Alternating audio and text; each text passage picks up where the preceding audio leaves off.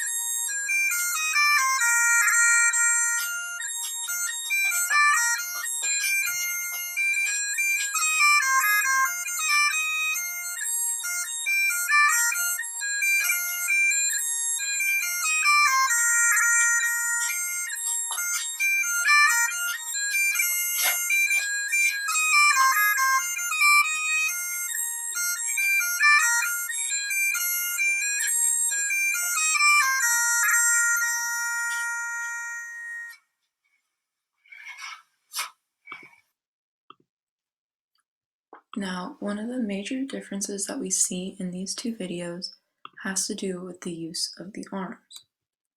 In the Highland Fling, the dancer alternates between several different arm positions, while in the Earl of Errol, the dancer is holding her skirt the entire dance. In the fling, the dancer either has both arms on her waist, one arm up and the other on her waist, or both arms up. According to Debbie Tortorolo, she always thought of them as oppositional arms. We definitely see this in the video, as the dancer often uses her right arm when the left leg is moving and her left arm when the right leg is moving. The hands are always in fists, except when the dancer holds her arms above her head. I'm not sure how clear it is from the video, but this is what the fingers look like in the picture on your left.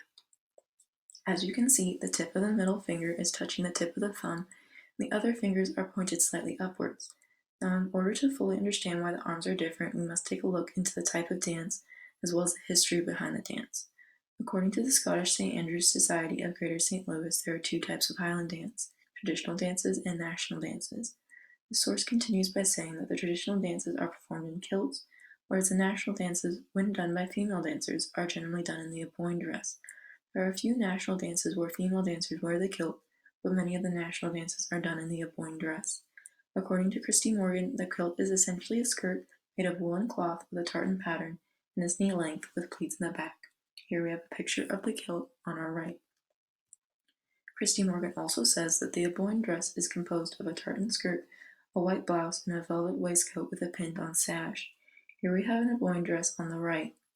According to Highland Rebel, the Earl of Errol is a national dance that was choreographed along with most of the other national dances in the 19th century for females. According to the Scottish St. Andrew's Society of Greater St. Louis, the Highland fling is a traditional dance and thus the dancers must wear a kilt. It also goes on to say that traditional dances started out as male dances, explaining why there is no holding of the skirt in this dance. The second reason why the arms in the fling are unique to this genre of dance has to do with the history behind the Highland fling. According to Charlie Mill, one of the stories behind the fling has to do with a young boy imitating a stag. He tried to imitate the stag with his arms and fingers held aloft and curved like the antlers and holding his head proudly as he hopped up and down on the spot as the stag had done on the rock. For reference, this is a photo of a stag, and this is also a photo of the arms. We see that the arms do indeed resemble the antlers of the stag. Although the arms are certainly different between the two dances, the use of space is also quite different. The next aspect that we will look at now is how the dancer uses the space in each dance. In the Highland fling, the dancer only moves up and down, whereas in the Earl of Errol, the dancer moves both up and down and side to side. I must say that the dancer has not done these dances in a very long time, so there was some extra movement in each dance, but for the most part, the first dance stayed in one place and the second dance traveled a bit more. I must also say that these steps are not the only steps you can do. However, because I wanted to show more of a contrast between these two dances, I chose to show very stationary steps in the fling and two traveling steps in the Earl. Although the majority of the fling steps are very stationary, there is one step in particular that can be done with more side-to-side movement. The reason that the fling is done on the spot has to do with the history of the fling. In the story about the young boy, Charlie Mill tells us that he hopped up and down on the spot, which is also what we saw in the video. There is also another story behind the Highland fling that gives even more insight into the stationary dance. According to the Scottish St. Andrew's Society of Greater St. Louis, when soldiers won a battle, they would set their targes on the ground and dance the fling on top of these shields. The only catch is that according to the same source, targes have a large spike sticking out of the middle. For your reference, this is what a targe looks like. The source also sums up the dance perfectly. One had to be very fleet of foot to carry out this event safely due to the spike, hence the reason why Highland fling dancers have to dance on the spot using close and nimble footwork. Since the Earl does not share the same history, it makes sense that these two dances use space in two completely different ways. Not only is space used differently, but the movement itself is very different. And here ends part 1 of this screencast. Thank you.